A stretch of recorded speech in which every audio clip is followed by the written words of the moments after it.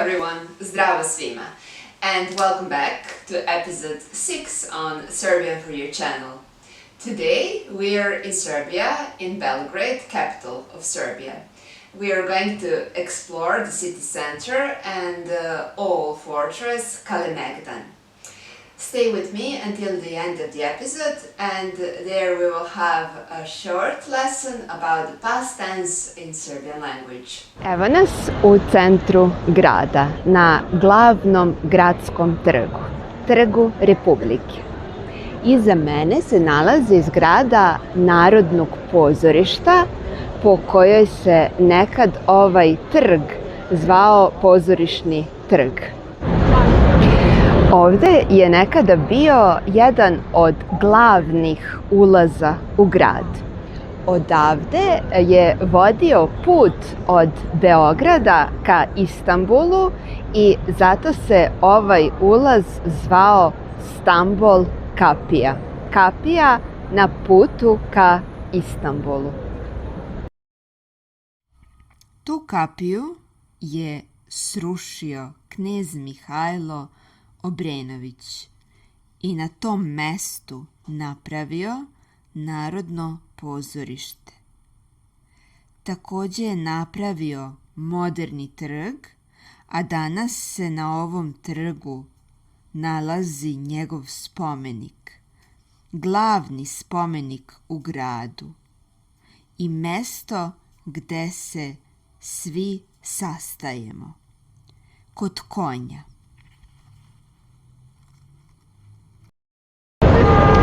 Iza konja se nalazi zgrada Narodnog muzeja. U Narodnom muzeju možete vidjeti puno stvari iz naše istorije, a ulaz je uvek nedeljom besplatan. Sada idemo u Knez Mihajlovu ulicu, glavnu ulicu u gradu i glavno gradsko šetalište koje spaja Trg Republike i Kalemegdan. Knez Mihajlova ulica ili kratko Knez je glavno mesto za turiste u Beogradu. U ovoj ulici možete naći puno prodavnica, restorana i vidjeti mnogo uličnih umetnika, slikara i muzičara. Ulica pomalo liči na ulice nekih drugih velikih evropskih gradova i ima puno prodavnica brendova poznatih svuda u svetu, ali sa druge strane i dalje čuva tipičan balkanski duh sa puno srpskih restorana, srpske hrane i muzičara koji često sviraju našu muziku. Ovdje također možete vidjeti i puno galerija i knjižara, a na kraju Knez Mihajlove se nalazi i gradska biblioteka. Tu gde je kraj Knez Mihajlove ulice je i početak gradske tvrđave i parka Kalemegdana. Kalemegdan je najstariji deo Beograda, a arheolozi za njega kažu da je bio naseljen još u praistoriji. Kalemegdan se nalazi iznad ušća, iznad mesta gde se spajaju dve velike reke, Sava i Dunav.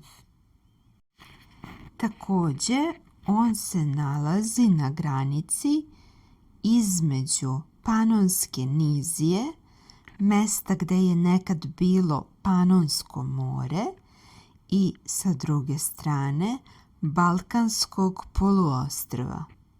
Pozicija Kalemegdana i Beograda je kroz istoriju uvek bila takva da se on nalazio u centru dešavanja. Mnogi narodi su ovde ratovali. Mnogi su rušili Beograd, ali mnogi su ga i gradili ponovo. Beograd su gradili Vizantinci, Srbi, Turci i Mađari. Francuski arhitekta Corbusier je za Beograd rekao da je to najružniji grad na najlepšem mestu na svetu.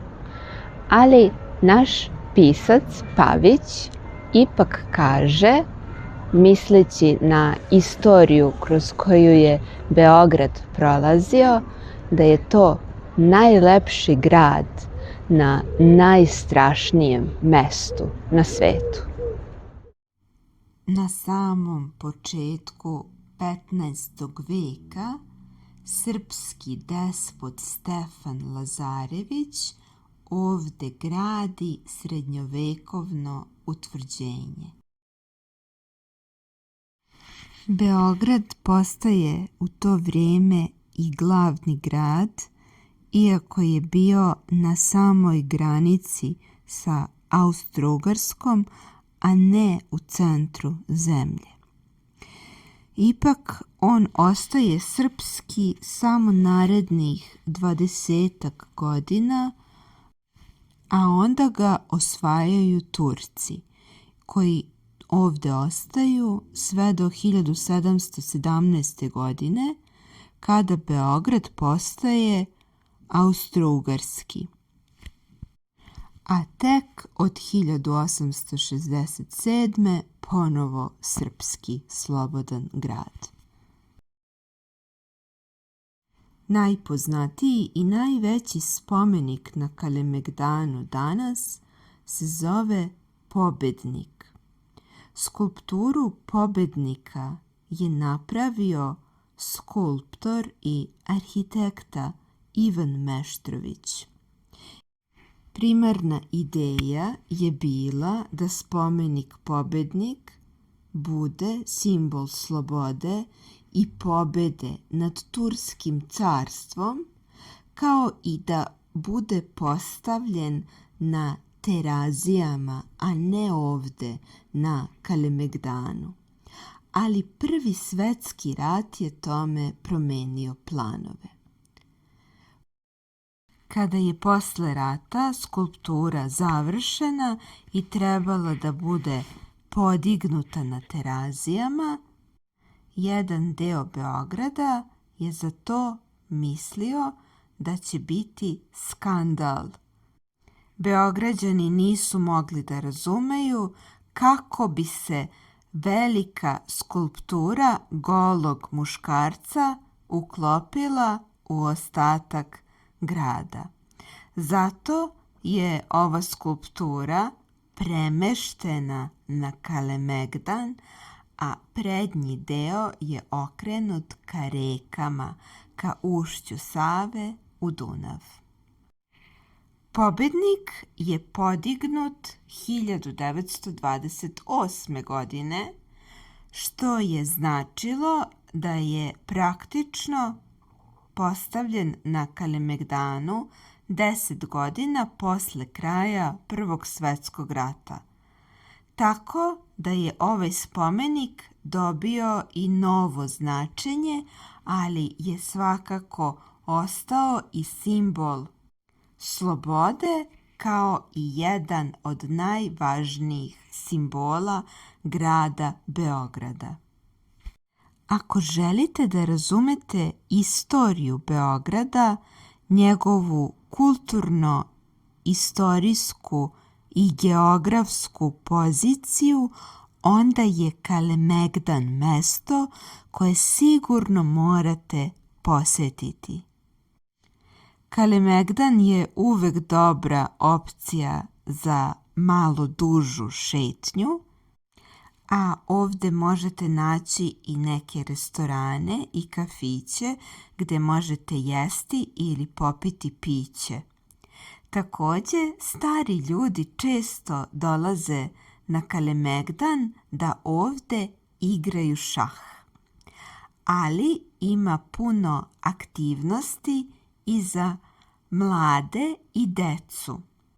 Tu je naravno zovrt, o kome smo pričali u prvoj epizodi na našem kanalu, a također pored zovrta i Luna Park. Na Kalemegdanu se često organizuju i izložbe na otvorenom, pa možete vidjeti puno zanimljivih fotografija na različite teme. Ovog puta mi smo vidjeli izložbu o grupi Party Breakersi. During this tour, you heard a lot of sentences in the past tense, and now we will take a look to see how we actually form the past tense in Serbian language. Here you can see some examples about past tense from the video. So we had ovdje je bio glavni ulaz u grad, or on je napravio moderni trg, or Beograd su gradili Bizantinci, Srbi, Turci i Mađari. So, you can see here, we first had je bio and je napravio or su gradili. So, the first part of the past tense is actually verb to be, glagol biti, in the present tense, glagol biti u prezentu. So this first part, je, or here su, it's actually verb to be in the present tense, which is for ja, sam for ti, si, on, or ona je, and in plural, mi smo, vi ste, oni su. You probably already know that. And the second part is actually participe of the verb. And here you can find how we form participe of most verb, let's say like that. For verbs and in T, we usually made participe this way. We remove that T and we put, so these endings, O for masculine gender, la for feminine gender, lo for neutral gender. This is in singular. So, if we want to say with verb to be, for example, if in Serbian I want to say I was, I would say ja sam, and I will pick this form bila. So I would say ja sam bila for feminine gender, and for masculine gender you can say ja sam bio. So, also for plural, we also add the ending, and that's for a masculine li, so bili, and for feminine bile, and for neutral gender bila. So in the simple past tense of verb to be, we would have in plural, for example, mi smo bili or mi smo bile. And here this example is in the, so for ulaz, it's we should look at the subject of the sentence. Subject is ulaz, it's masculine gender singular, and we would say ovdje je bio glavni ulaz. So first part is also verb to be in singular, third person singular. And the other part is participe in masculine gender singular. And the same example is here with trg, because trg is also masculine gender, but we have another verb. It's verb to build, napraviti, and how we made the past tense, actually participe, we form participe so we remove from napraviti, we remove that t, and then on napravi we just put o for masculine gender, because trg, subject in this sentence, is masculine gender. And now we are coming to this part, and here we have Beograd su gradili Bizantinci, Srbi, Turci i Mađari. So in this sentence, subject is not Beograd, it's actually object.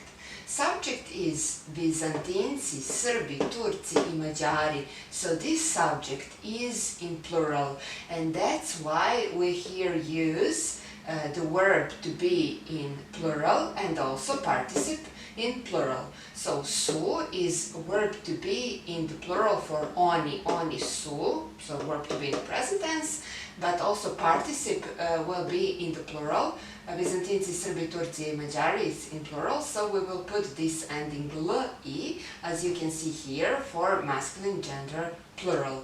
And also, you can take a look here when we have the basic form of verb graditi, to build something, we will remove this t, and for participle, after removing that t, we will add o for masculine gender singular, la for feminine gender singular, or lo for neutral gender singular.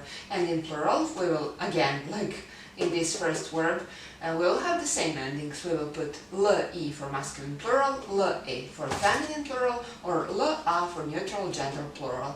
So here we have masculine gender plural of the subject, so we will put li gradili, and here we also add verb to be in plural. Beograd su gradili Vizantinci, Srbi, Turci i Mađari.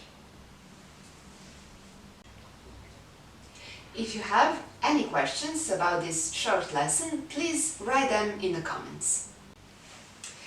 Thank you very much for being with me today. If you enjoyed this episode, please like and subscribe, and we will have more episodes about Belgrade, so stay with me.